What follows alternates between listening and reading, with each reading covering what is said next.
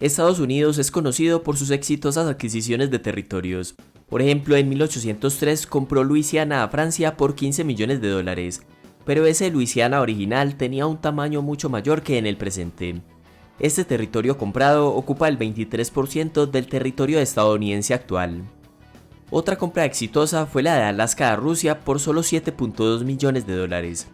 Así como estos dos casos, hay otras adquisiciones, y el más reciente intento de comprar un territorio fue durante la administración de Donald Trump, quien manifestó su intención de comprar la isla más grande del mundo, Groenlandia.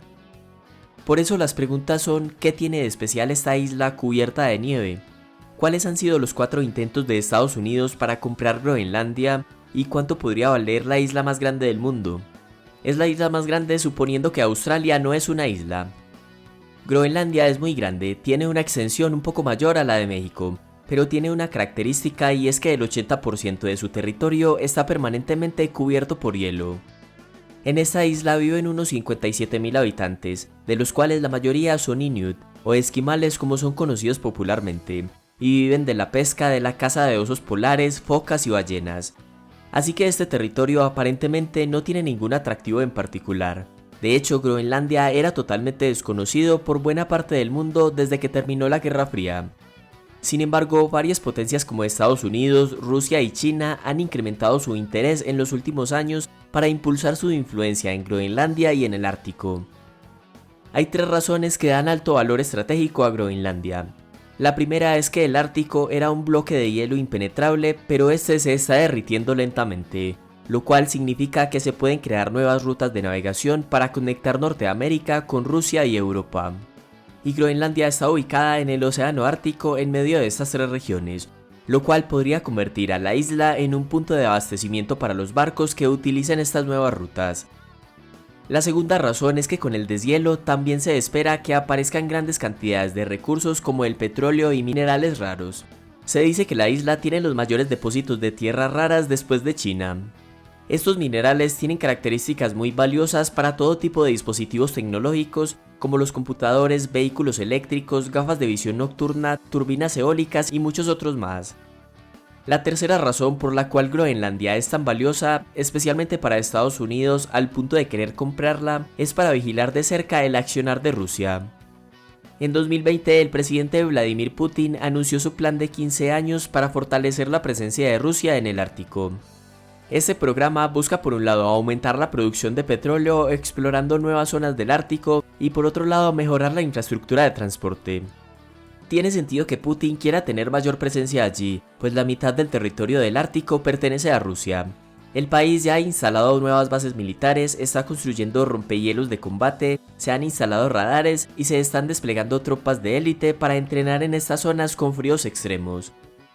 Groenlandia es un territorio autónomo, pero sigue dependiendo de Dinamarca, y aunque Estados Unidos controla su defensa exterior, este no puede aumentar su presencia militar sin consentimiento de Dinamarca y Groenlandia.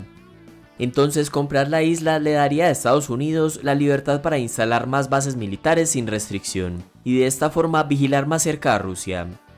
Además, lógicamente le da la posibilidad de invertir en la exploración de los recursos naturales que se estima abundan en Groenlandia. No es la primera vez que Estados Unidos ve a esta isla como un punto clave para superar en el terreno geopolítico a Rusia o para obtener recursos naturales.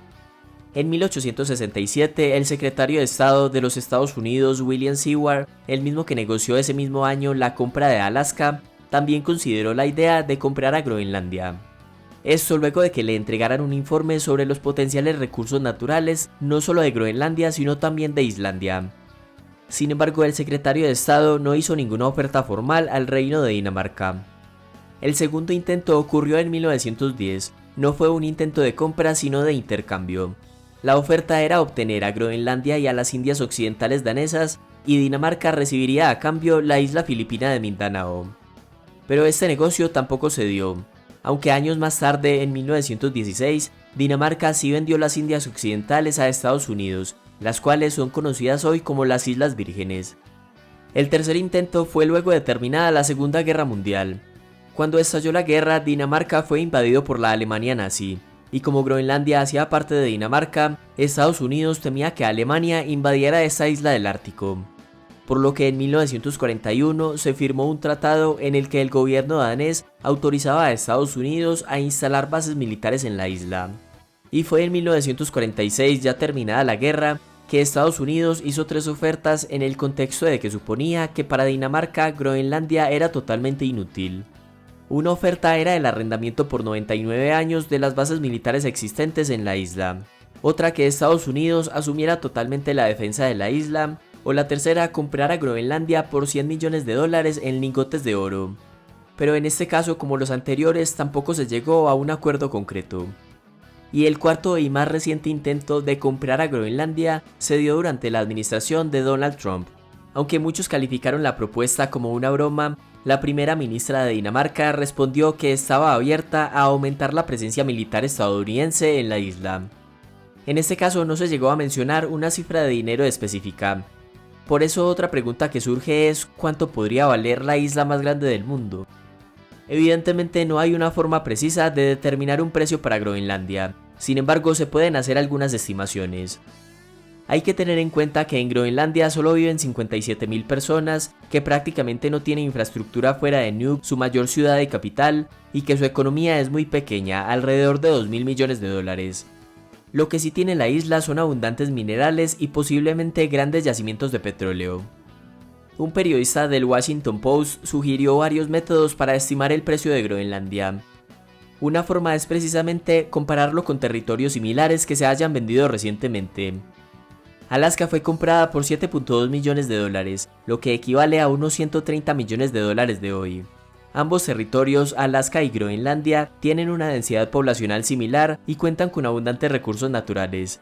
De tal forma que como Groenlandia es 1.5 veces el tamaño de Alaska y a precios de hoy lo que se pagó por Alaska fueron $130 millones, entonces este valor multiplicado por 1.5 resulta en $195 millones. De manera que según este método, Groenlandia valdría $195 millones. Pero este precio parece muy bajo para el valor estratégico que representa Groenlandia. Otro método sería el de tratar a Groenlandia como una empresa y calcular su valor en función de la relación precio-beneficios. Es decir, el autor supone que el tamaño de la economía de Groenlandia son sus beneficios anuales, o sea unos $2.000 millones, y la relación precio-beneficio de las 500 empresas del índice Standard & Poor's es de 21.3.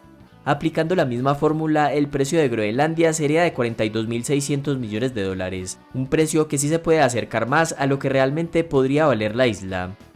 Aún así, teniendo en cuenta su valor estratégico y quién es su comprador más interesado, es muy probable que valga mucho más. En conclusión, es difícil calcular el precio de un territorio tan grande, sea cual sea el método. De igual forma, estas estimaciones son más bien con fines didácticos, porque por el momento Groenlandia y Dinamarca han dejado claro que la isla no está a la venta. Lo que sí es cierto es que el interés mundial por el Ártico solo seguirá aumentando en los próximos años, sobre todo por parte de Rusia y Estados Unidos. Hasta acá el video y muchas gracias por llegar al final.